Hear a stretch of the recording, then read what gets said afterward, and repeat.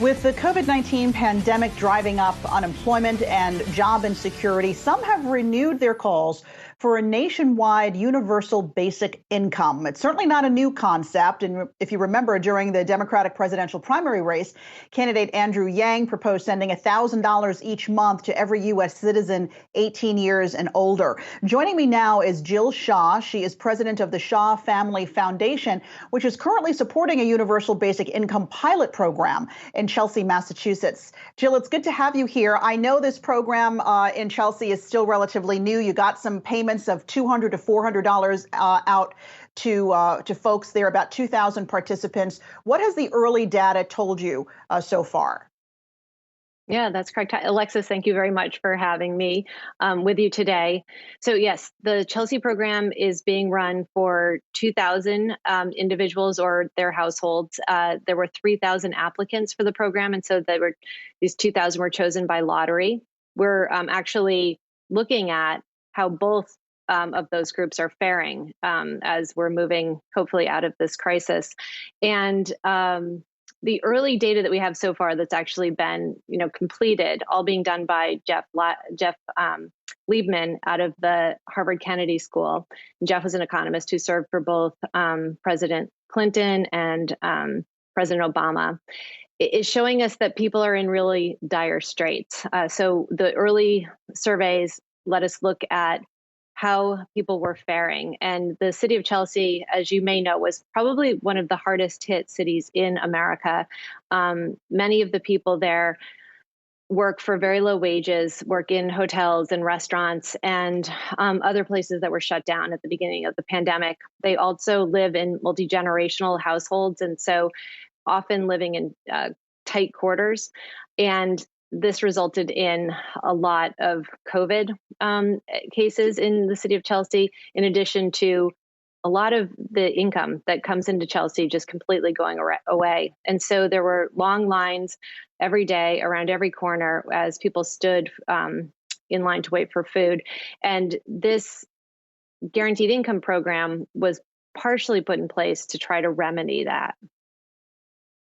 I know that you work, it's a public-private partnership there at the Shah Foundation. Tell us about the money, where you're getting it from for this particular pilot program. Sure. So like I said, there's about 2,000 participants, and they're getting on average $400 a month.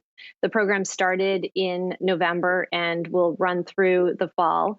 And so that the money is coming from three different sources: the city funding, state funding, and philanthropic funding. And so we, along with the United Way and Mass General Hospital, as well as a number of very generous individuals, are funding the guaranteed income program.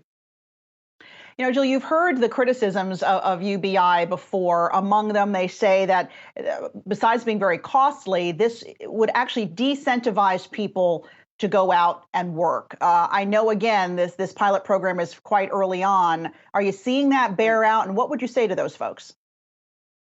Yeah, so I've looked at a lot of the data about guaranteed income programs, and that data does not play out in different cases where guaranteed income programs have been run around the country and around the world. That is, in fact, not a result. That people very much use guaranteed income as a much needed benefit to kind of stabilize their household, but that they are very much still looking for work. And our early data, so we have about 3 months of data now that is showing that people are looking for a job, have gotten their job back, or are looking for more hours. And that would be, it's over 80% of the folks who are participating in the surveys are answering that way.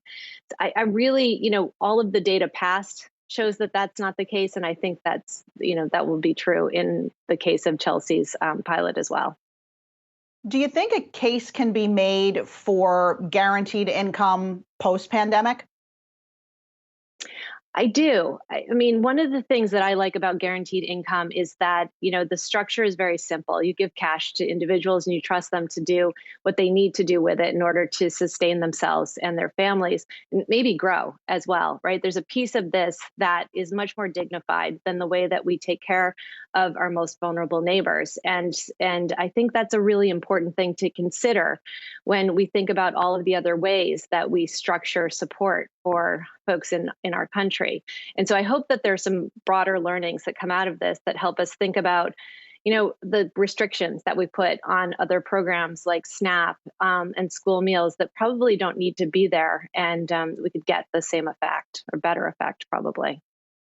All right, Jill Shah of the Shah Foundation, thanks for being with us and best of luck with the program.